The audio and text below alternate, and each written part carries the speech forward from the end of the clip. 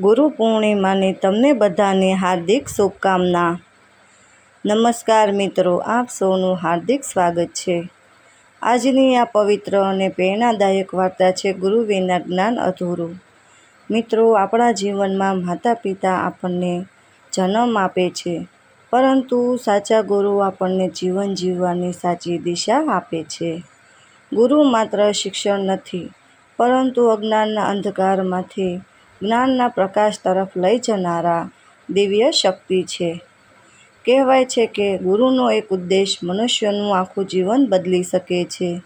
જો તમને આવી ધાર્મિક, પ્રેરણાદાયક અને જીવનને નવી દિશા આપતી વાર્તાઓ ગમતી હોય તો વિડીયોને લાઈક કરો, અમારા ચેનલને સબસ્ક્રાઈબ કરો અને બેલ આઇકોન જરૂરથી દબાવો, જેથી આવી સુંદર વાર્તાઓનો લાભ તમને સતત મળતો રહે। ચાલો મિત્રો, શરૂ કરીએ। ગુરુ વિના જ્ઞાન અધૂરું। હિમાલયની તળેટીમાં વસેલું એક નાનું હરિયાળું ગામ હતું। ગામનું નામ હતું આનંદપુર।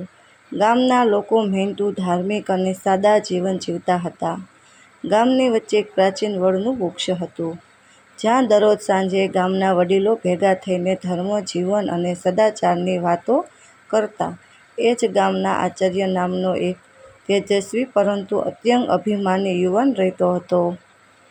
બાળપણથી જ તેની બુદ્ધિ ખૂબ જ તેજ હતી। કોઈ પણ પુસ્તક એકવાર વાંચે તો તેને યાદ રહી જતું। ગામના લોકો તેની પ્રશંસા કરતા અને કહેતા કે આ છોકરો મોટો પંડિત બનશે। ધીમે ધીરે લોકોની પ્રશંસાએ તેના મનમાં અહંકાર ભરી દીધો। તેને લાગવા મળ્યું કે હવે તેને કોઈની જરૂર નથી। તે કહેતો, પુસ્તકો જ મારા ગુરુ છે, હું બધું જાતે શીખી શકું છું, કોઈ માણસ મને શું શીખવશે? ગામના વૃદ્ધો તેને સમજાવતા કે જ્ઞાન માત્ર પુસ્તકોમાં નથી હોતું, જીવન જીવવાની કળા ગુરુ પાસેથી મળે છે। પરંતુ આર્ય કોઈની વાત સાંભળતો નહીં। એક દિવસ ગામમાં એક વૃદ્ધ સંત આવ્યા। તેમની આંખોમાં અદ્ભુત તેજ હતું અને ચહેરા પર અવિરત શાંતિ હતી। આખું ગામ તેના દર્શન કરવા ઉમટી પડ્યું। આર્યન પણ ગયો, પરંતુ ભક્તિથી નહીં, પોતાની વિદ્વતા બતાવવા માટે। તેમણે સંતને અનેક શાસ્ત્રીય પ્રશ્નો પૂછ્યા। સંત દરેક પ્રશ્નોનો શાંતિપૂર્વક જવાબ આપતા રહ્યા। અંતે સંતે માત્ર એક પ્રશ્ન પૂછ્યો, બેટા, તું પોતાને ઓળખે છે? આર્યન થોડો મૌન રહ્યો। તેણે અનેક શાસ્ત્રો વાંચ્યા હતા, પરંતુ પોતાના વિશે વિચારવાનો અવસર ક્યારેય લીધો ન હતો। છતાં પોતાના અહંકારને બચાવવા તેણે કહ્યું, હું બધું જાણું છું। સંત સ્મિત કરીને બોલ્યા, જે કહે છે કે હું બધું જાણું છું તે હજુ જ્ઞાનના દ્વારે પણ પહોંચ્યો નથી। આ શબ્દો સાંભળીને આર્યન ગુસ્સે ભરાયો અને ત્યાંથી ચાલ્યો ગયો। તેને લાગ્યું કે સંતે તેનું અપમાન કર્યું। સમય પસાર થતો ગયો। આર્યન શહેરમાં ગયો। ત્યાં તેણે અનેક વિદ્યાલયોમાં અભ્યાસ કર્યો, અનેક ડિગ્રી મેળવી। લોકો તેની બુદ્ધિના વખાણ કરતા, પરંતુ તેના સ્વભાવથી દૂર રહેતા, કારણ કે તે દરેકને નીચા સમજતો હતો। ધીમે ધીમે તેને સમજાયું કે જ્ઞાન હોવા છતાં તેને શાંતિ મળતી નથી, મનમાં હંમેશા અશાંતિ રહેતી। એક દિવસ તે જંગલમાંથી પસાર થઈ રહ્યો હતો। વરસાદ શરૂ હતો। રસ્તો ભૂલી ગયો। કલાકો સુધી ભટકતો રહ્યો। અંતે તેને એક નાનકડી કુટિયા દેખાઈ।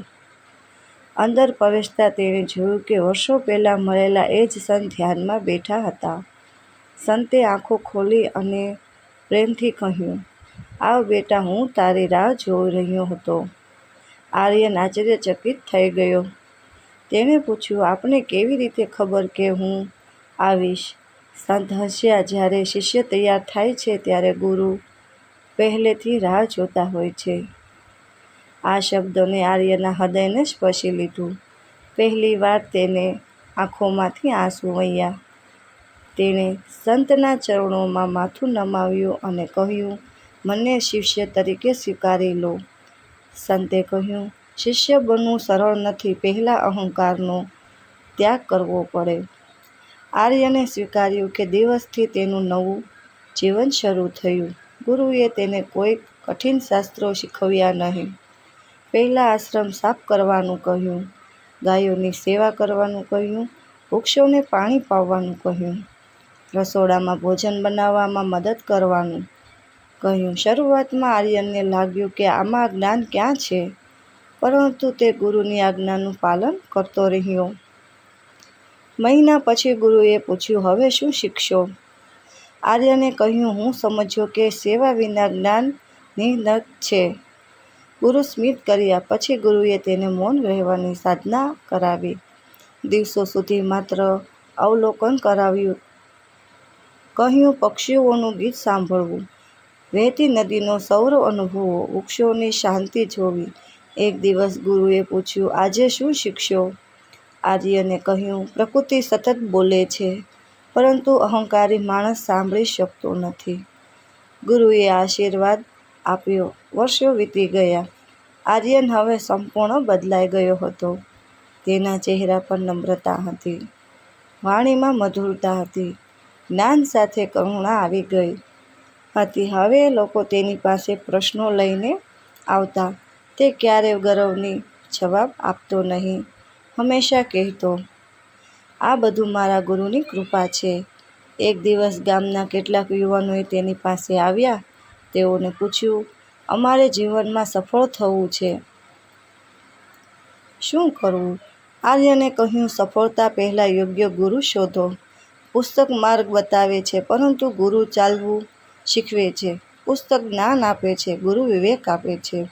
પુસ્તક શબ્દો આપે છે, ગુરુ અનુભવ આપે છે. પુસ્તક તમને માહિતી આપે છે, ગુરુ તમને જીવન જીવવાની કળા શીખવે છે. એક યુવાને પૂછ્યું, શું ગુરુ વગર કોઈ મહાન બની શકે? આર્યન હળવેકથી બોલ્યો, જેવો દીવો બીજા દીવાથી જ પ્રગટે છે, તેવી જ રીતે મનુષ્યના અંદરમાં રહેલું જ્ઞાન પણ ગુરુના પ્રકાશથી જ જાગે છે. ગુરુ વિના મળેલું જ્ઞાન ઘણી વખત અહંકાર બનાવે છે, જ્યારે ગુરુ સાથે મેળવેલું જ્ઞાન વિનમ્રતા, કરુણા અને સત્ય તરફ લઈ જાય છે. સમયના પહાડ સાથે ગુરુ વૃદ્ધ થયા. એક દિવસ તેને આર્યનને બોલાવ્યો અને કહ્યું, મારું શરીર હવે વધારે સમય નહીં રહે, પરંતુ યાદ રાખજે, સાચો ગુરુ શરીરમાં નહીં, સંસ્કારમાં જીવતો રહે છે. આર્યનની આંખોમાં આંસુ આવી ગયા. તેણે ગુરુના ચરણોમાં નમન કર્યું. ગુરુને અંતિમ આશીર્વાદ આપતા કહ્યું, જ્યાં જ્ઞાન હોય ત્યાં નમ્રતા રાખજે, જ્યાં શક્તિ હોય ત્યાં ત્યાગ રાખજે, જ્યાં સફળતા મળે ત્યાં ભગવાનનો આભાર માનજે, અને ક્યારેક એવું ન માનજે કે તું બધું જાણે છે. થોડા દિવસોમાં ગુરુ બ્રહ્મલીન થયા. આખા આશ્રમમાં શોક છવાઈ ગયો, પરંતુ આર્યન દુઃખમાં પણ સ્થિત રહ્યો, કારણ કે ગુરુએ તેને શીખવ્યું હતું કે સાચો ગુરુ ક્યારેય વિદાય લેતો નથી. પોતાના ઉપદેશોમાં, પોતાના સંસ્કારોમાં અને પોતાના શિષ્યના સદાચારભર્યા જીવનમાં સદાય જીવતો રહે છે. વર્ષો પછી આર્યન પોતે એક મહાન ગુરુ બન્યો. દૂર દૂરથી લોકો તેની પાસે આવવા લાગ્યા, પરંતુ તેણે ક્યારેય પોતાની મહાનતાનો દાવો કર્યો નહીં.